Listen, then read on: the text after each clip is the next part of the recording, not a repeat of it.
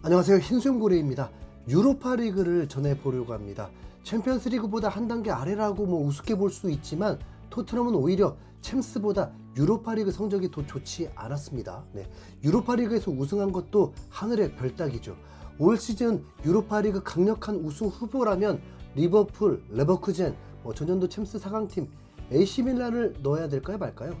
아무튼 많은 팬들은 결승전에서 리버풀, 레버쿠젠 대결을 보고 싶어 했습니다. 그러려면 우선 8강전을 넘고 4강전에 안 붙어야겠죠. 유로파리그 8강전에서 리버풀은 아탈란타를 만났고 레버쿠젠은 웨스트햄을 만나게 되었습니다.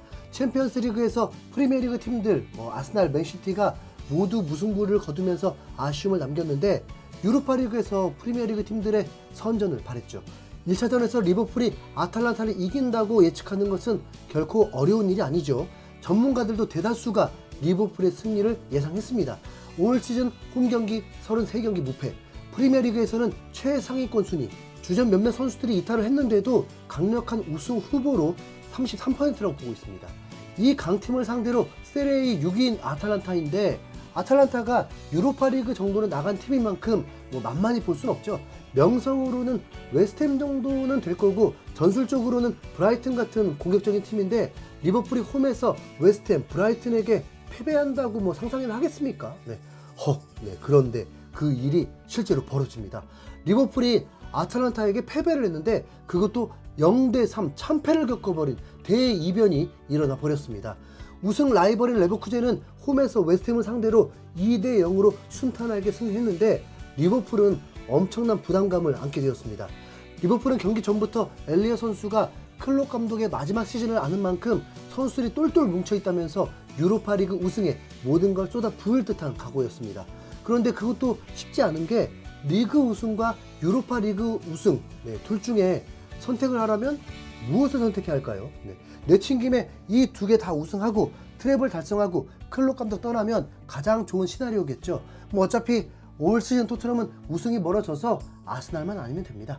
리버풀은 일요일 밤 10시에 크리스탈 팰리스와의 경기를 또 앞두고 있었습니다. 거기다 그 경기를 치르고 또다시 유로파리그를 주중에 치릅니다. 유로파리그가 끔찍한 이유 중 하나가 현지 기준 목요일 밤 경기라는 거죠. 선수들 부상당하기 가장 좋은 험나라 일정입니다. 유로파리그 일정에 따라서 리그 일정이 조정이 되면 좋으련만 그럴 리가 없습니다. 리그 일정이 정해진 다음 유럽 대항전이 껴 들어가는 거니까요. 클롭 감독은 그래서 이 경기의 가장 핵심적인 선수인 살라를 선발 출전시키지 않았습니다. 보호 차원이었죠. 그래서 전반에도 순탄하게 이기고 간다면 몸풀기 차원으로 출전시키고 선수를 교체하면서 리그를 준비하려고 했습니다. 여전히 리버풀 수장 알리소 골키퍼는 출전할 수 없었고 아놀드, 로버트슨, 소보슬라이, 디아즈, 살라까지 쉬었습니다. 켈러 골키퍼, 고메즈, 코나테, 반다이크, 치미카스, 커티스 존스, 엔도, 메갈리스터, 엘리엇, 누네즈, 각포가 선발 출전했습니다. 라인업으로 볼 때는 분명 아탈란타를 만만히 본 것 같죠? 그럼에도 전반전에 리버풀은 점유율만큼은 압도를 했습니다. 7대3이었으니까요. 그런데 그렇게 많은 슈팅이 나온 것은 아닙니다. 전반 5개, 유효 슈팅은 단 하나. 오히려 아탈란타는 슈팅 4개였지만 3개가 유효슛이었습니다. 거기다 득점도 먼저 했죠. 먼저 리버풀이 압도를 했는데도 왜 골이 나오지 못했는지 보면 전반 1분 만에 각포가 중앙으로 치고 들어가서 기가 막힌 스루패스를 주면서 아탈란타를 위협했는데 마무리가 되지 못했습니다. 오히려 아탈란타가 1분 만에 판정의 도움을 받으면서 리버풀 공략에 성공했는데 슈팅한 것을 리버풀 골키퍼가 얼굴로 막아내는 슈퍼세이브를 보여줬습니다. 차라리 이때 실점을 했으면 나았을걸요. 초반 5분 안에 리버풀은 프리미어리그 강팀다운 스피드로 아탈란타를 혼쭐을 냈습니다. 각포와 누네즈의 호흡도 좋았죠.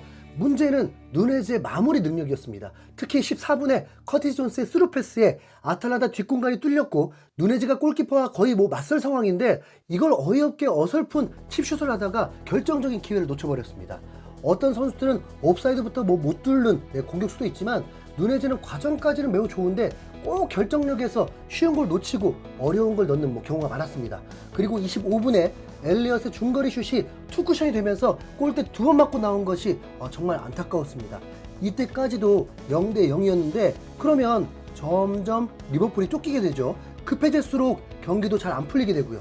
그러더니 정말로 한 방을 얻어맞습니다. 전반 37분에 아탈란타가 횡으로 대지를 가르는 정말 부러운 패스가 나오면서 리버풀 수비는 이미 간격이 벌어져 있었고 결국 완벽한 득점 찬스를 내주면서 실점하고 맙니다.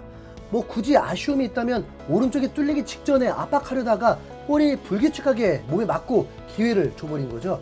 하지만 분명 아탈란타의 공격 전개가 좋았습니다. 안필드에서 리버풀이 먼저 실점이라 정말 일격이었죠. 경기는 매우 깔끔했다 보니까 추가 시간이 1분밖에 주어지지 않았는데 리버풀이 침착하게 대응하려다가 오히려 종료 직전에 또 실점을 할 뻔했습니다. 0대2가 안 된 게 다행이었습니다. 리버풀의 다급함은 휘슬이 울리자 클롭 감독이 곧바로 뛰면서 라커룸으로 돌진한 것만 봐도 알 수 있었습니다. 우선 전반전 작전은 실패, 무엇보다 골을 못 넣은 게 실패죠. 후반전에 곧바로 살라를 투입하고 핵심 미드필더 소보슬라이도 투입을 했습니다. 리버풀의 공격 과정은 여전히 좋았지만 살라의 회심의 슈팅도 선방에 막히면서 계속 득점을 하지 못했습니다.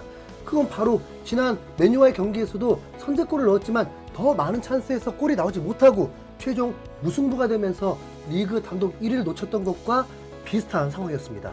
아탈란타 골키퍼의 선방도 돋보였습니다. 그리고 56분 아직 0대1이었던 상황에서 누네즈가 정말 좋은 찬스였는데 용수형 독수리 슛이 또 나오게 되고 바로 다음 골문 앞에서 머리에 맞추지 못하면서 또 찬스를 놓치고 말았습니다.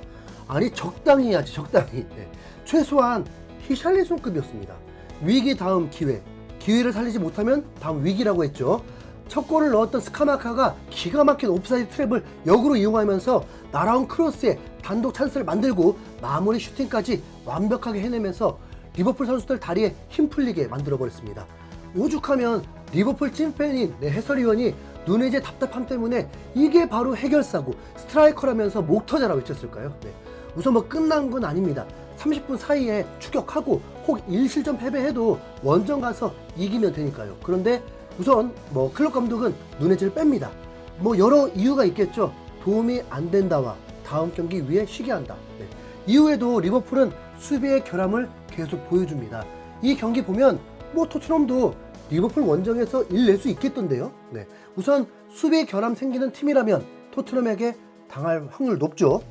리버풀은 확실히 이 경기에 진심임을 느낄 수 있었습니다. 추격골이 78분에 나오긴 했는데 그게 옵사이드인 게 인정되면서 살라가 볼을 안고 정말 아쉬워했습니다. 그리고 80분에 리버풀은 센터백 호흡의 약점을 또 보여주면서 기어이 3실점 0대3 충격패를 당하고 맙니다.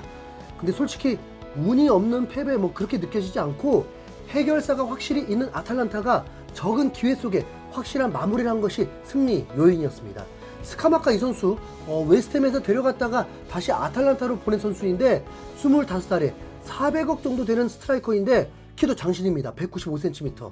리그에서도 23경기 중에 12경기 선발인데 골은 8골을 넣었습니다.